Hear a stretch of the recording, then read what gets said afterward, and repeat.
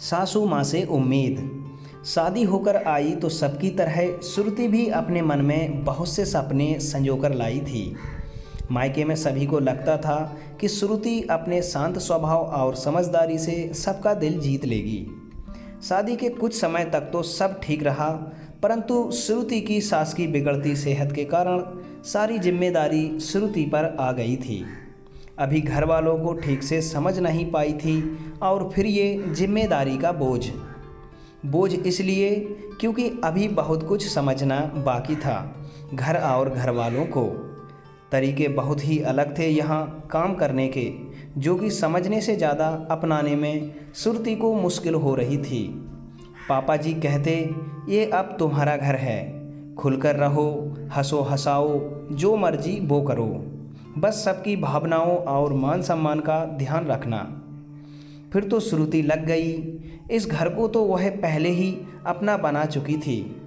अब घर वालों और उनके तरीकों को समझने की कोशिश कर रही थी। श्रुति काम तो सब करती थी, परंतु उसे जल्दी ही एहसास हो गया कि उसके तरीके सासू माँ को पसंद नहीं आ रहे हैं।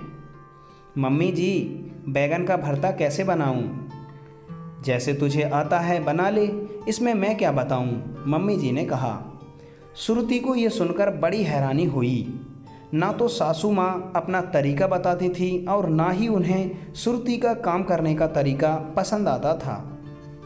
खैर, श्रुति ने अपने आप सब्जी बनाई और पापा जी और पतिदेव को धीरे धीरे सब पसंद आने लगा।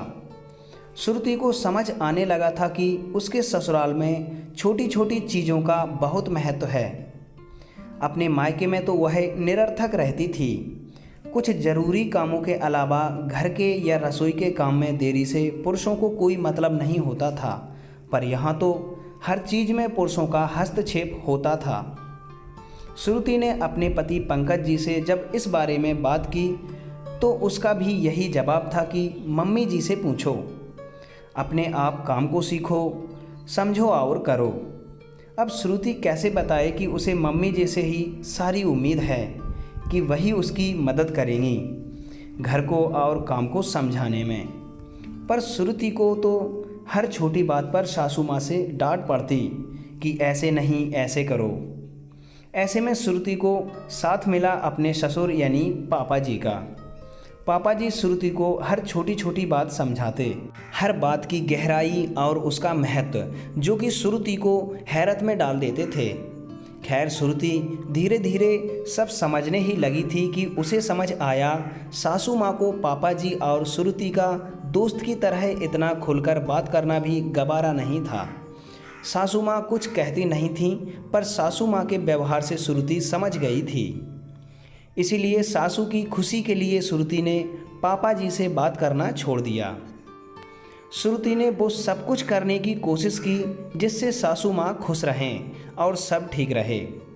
खाना बनाने, खाना खिलाने, डस्टिंग, कपड़े धोने, यहाँ तक कि कपड़े तय करने का तरीका भी श्रुति ने बदल डाला। पर फिर भी कोई ना कोई बात हो जाती और श्रुति हार कर बैठ जाती। श्रुति जानती थी कि सासू माँ दिल की बुरी नहीं हैं और उसका अच्छा ही चाहती हैं, पर उनका यही व्यवहार श्रुति और उन्हें दूर कर रहा था। श्रुति अब अपनी सासू माँ के आगे कुछ भी करने या बात करने में भी हिचकिचाने लगी। श्रुति को हमेशा लगता कि नए नए घर में आने पर लड़की को थोड़ा प्यार या सहयोग की ज़रूरत होती है, जो उसे अपने घर और तौर तरीकों को समझाने में मदद करते हैं। हालांकि पापा जी ने कोशिश की थी, पर श्रुति ने यह उम्मीद अपनी सासू माँ से की थी और श्रुति आज भी उसी उम्मीद में है। दोस्तों, क्या सासू माँ को नई बहू को अपने घर के रीति नीति को नहीं समझाना चाहिए, जिससे कि उनका घर पहले की तरह आगे चलता रहे? दोस्तों, आप अपनी राय हमें कमेंट में बता सकते हैं। और दोस्तों, अगर यह कहानी आपको अच्छी लगी है तो वीडियो को लाइक और चैनल को सब्सक्राइब ज़रूर कर लें।